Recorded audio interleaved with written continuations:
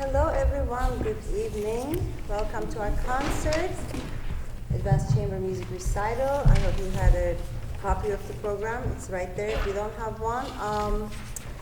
It's a glorious day because it's right before the spring break. Everybody's feeling it, they're ready, right? It's also one of the last obligations of many people here, right? Except for families, it doesn't count. We have a great program, and guess what? This time I'm not going to talk too much. I actually told them they have to talk about their pieces. So they're going to introduce the pieces and talk about the little bit before they play. Yeah, they had to do some research. I'm just going to cut it short. Thank you so much for being here. Please enjoy, and I'll see you later. Have a great night. Today we will be playing Movement 2 of the String Quartet Number 13 in A minor by Franz Schubert. This piece is often nicknamed the Rosamund Quartet because the opening 16 bars are taken from Schubert's incidental music for the play Rosamund, which premiered at Vienna's Theater an der Wien in December of 1823. Schubert, born January 1797, was an Austrian composer who bridged the worlds of classical and romantic music, noted for the melody and harmony in his songs and chamber music. Schubert's String Quartet Number 13 in A minor marks a turning point in the composer's focus as he turns away from the composition of songs to concentrate on instrumental chamber music. He wrote this song near the end of his life and took inspiration from composers he admired like Beethoven. Music scholar Daniel G. Gislason notes, Schubert's String Quartet in A minor is a hauntingly melancholy work that lives in a hushed world of restrained lyricism and delicate tonal shadings. It's almost as if Schubert is whispering to us, seeking to draw us in closer by making us listen harder and more attentively to his musical thoughts. Thank you so much and hope you enjoy.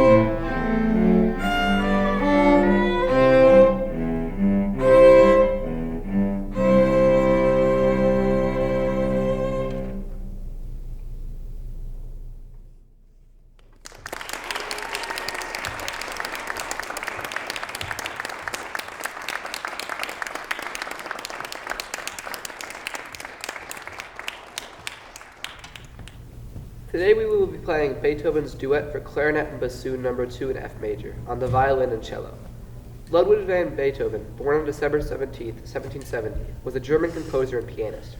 He is one of the most revered figures in the history of Western music, and his works rank among the most performed in the classical music genre, spanning the transition from the classical period to the Romantic era in classical music. Beethoven's work is typically divided into three periods: early, middle, and late. His early period, during which he forged his craft, is typically considered to have lasted until 1802. During this time, Beethoven strived to master the Viennese style of composing, renowned for its technical skill, charm, and sophistication. As a result, his music from the early period is incredibly upbeat and buoyant. The middle period, also known as the heroic period, was from 1802 to 1812, and includes several of Beethoven's most famous compositions, such as the 4th and 5th piano concertos and the 3rd and 5th symphonies. The late period, from about 1817 till his death in 1827, is widely believed to reflect Beethoven's increased isolation from society and his increasingly dire plight during his battle with deafness. The music from his late period is perceived as much more contemplative and philosophical. Due to their lively character and expressive charm, his duets for clarinet and bassoon in F major are believed to have been written during the early time period. However, no exact dates can be attributed to their composition. The sole source for the musical text is a printed edition which was only published after Beethoven's death, presumably a reprint of lost Parisian editions. Please enjoy.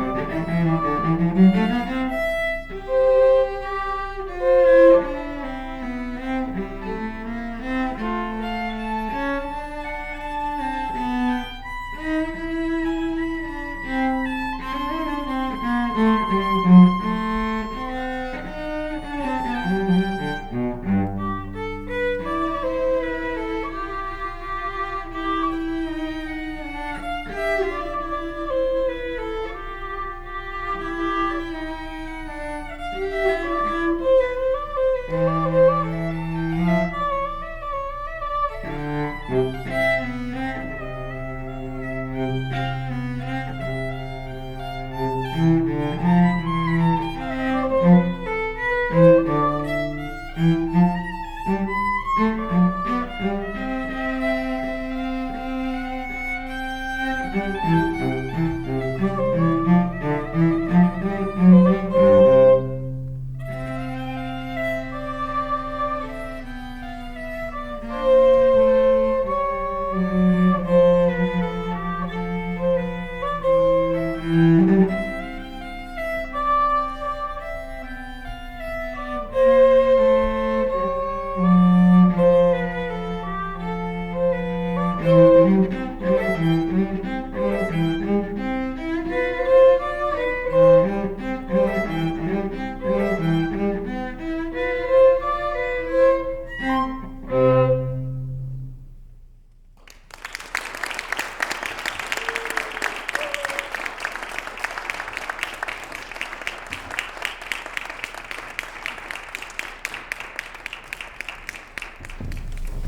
evening, everyone, and thank you so much for joining us for our final concert at Fieldston as seniors. The first piece we will be performing is Minuet and Trio by Luigi Boccherini. We promise you will recognize it. Our arrangement is adapted from Luigi Boccherini's String Quintet in E major, Opus 11, number 5, composed in 1771. It is one of Boccherini's most famous works, particularly because of its third movement. The third movement, the minuet, is written in A major and it is in 3/4 time, which is typical of a minuet dance form. The melody is played by the first violin, while other instruments provide a light accompaniment. Even though Boccherini didn't receive major recognition for the piece when it was first published in 1775, it later became extremely famous. The minuet has been used in movies, television shows, and even video games. It has appeared in films like The Lady Killers in 1955 and This Is Spinal Tap in 1984. We hope you enjoy.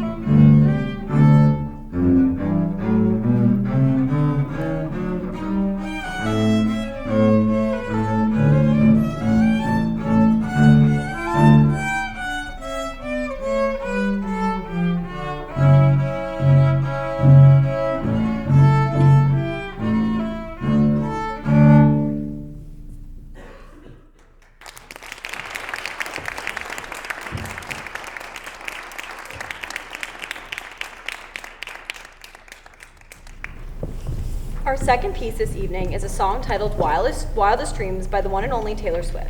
This track was written by Taylor Swift along with Max Martin and Shellback. It was released as a part of her iconic 1989 album in 2014, a project that not only redefined her career, but also marked a significant shift in her musical style. Released during a time when Taylor Swift was transitioning from her country roots to full-fledged pop stardom, 1989 represented a bold new chapter in her musical journey. It was a departure from the introspective folk tones of her previous albums and embraced a more synth-heavy 1980s-inspired sound. Wildest Dreams stands out as one of the most well-known tracks from the album. Wildest Dreams is inspired by the feeling of an instant deep connection with someone upon meeting them for the first time, and the longing that comes with it. The song does this so well it was featured in Bridgerton. Taylor herself has shared that this feeling is fleeting, but intense passion is at the heart of the song's creation. Over the years, fans of Taylor Swift have speculated about who Wildest Dreams might be about, but Taylor has kept the true inspiration for the song a mystery. Despite all the theories, she has never publicly confirmed who the song refers to, leaving it open for interpretation. We hope you enjoy.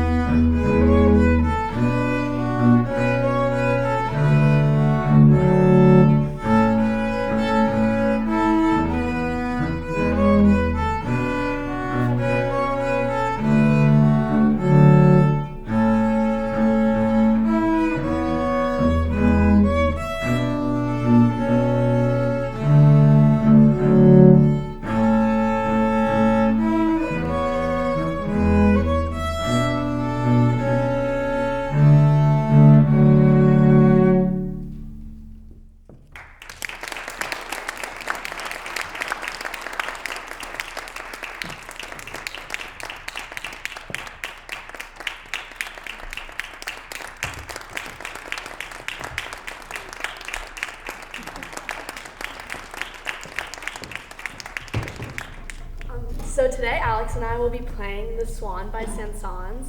And Saint-Saëns was a French composer who lived during the Romantic period.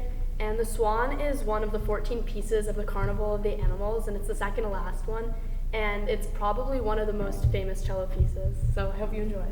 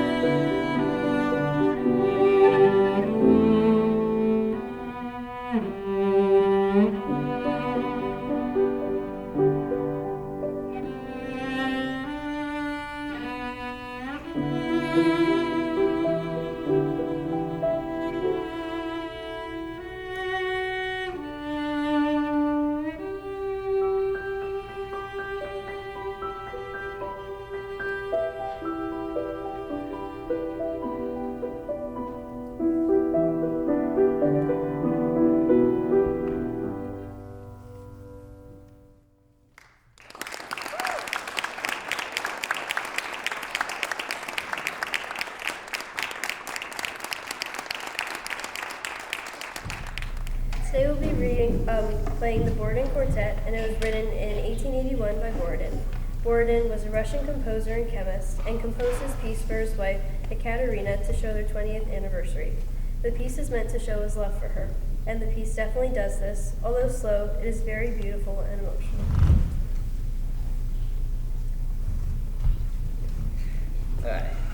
The movement we will be playing is a Nocturne, which is one of the most famous string quartet movements ever written, and is inspired by Russian folk music. The Nocturne has been adapted into many different arrangements, although the music you will hear tonight is the original.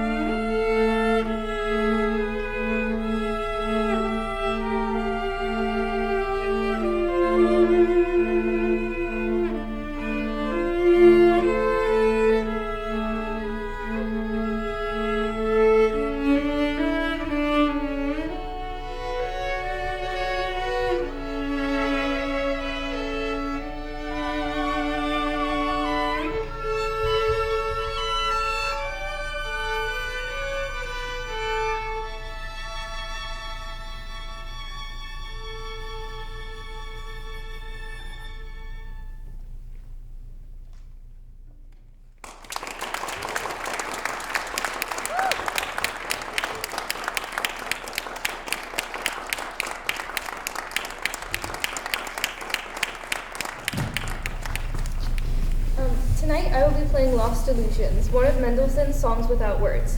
These pieces have a particularly strong and clear melody with accompaniment.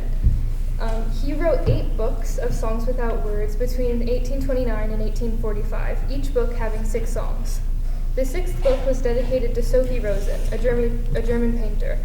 Lost Illusions is the 2nd in this book. Even though he was strongly influenced by classical and Baroque music, he sort of created this new genre, inspiring many influential composers like Liszt, Grieg, and his sister. There have also been many arrangements of these songs, namely vocal or violin accompanied by piano. I hope you enjoy.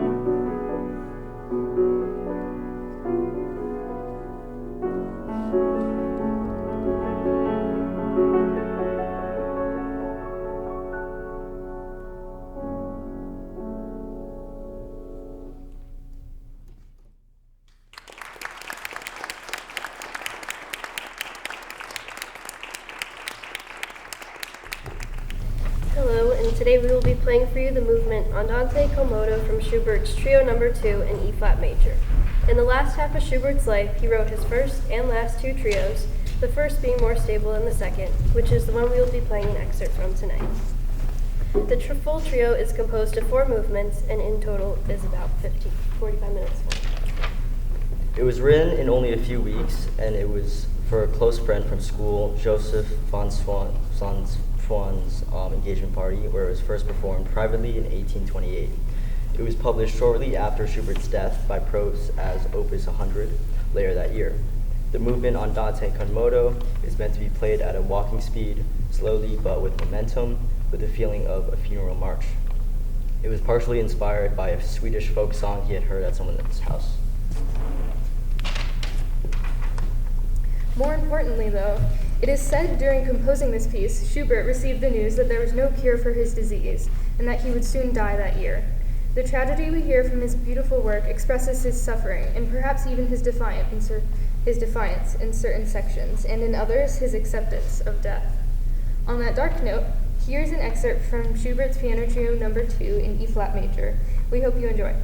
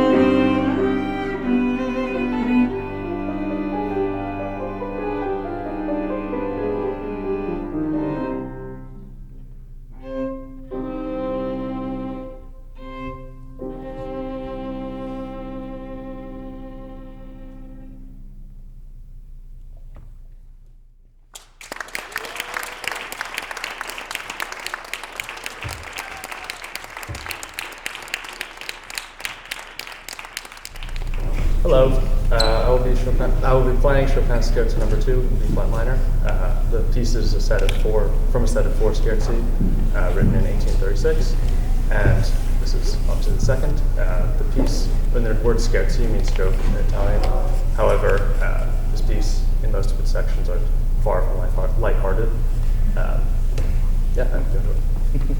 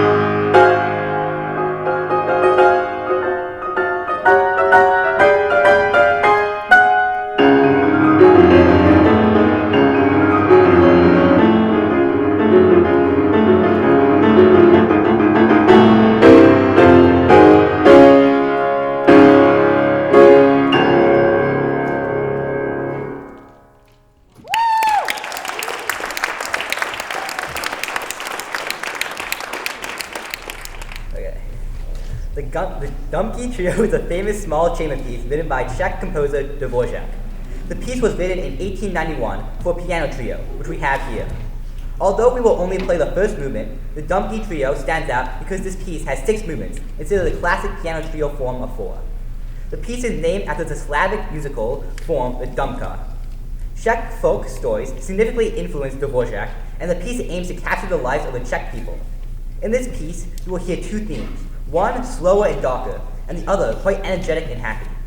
The piece switches quickly, so listen for that as we play.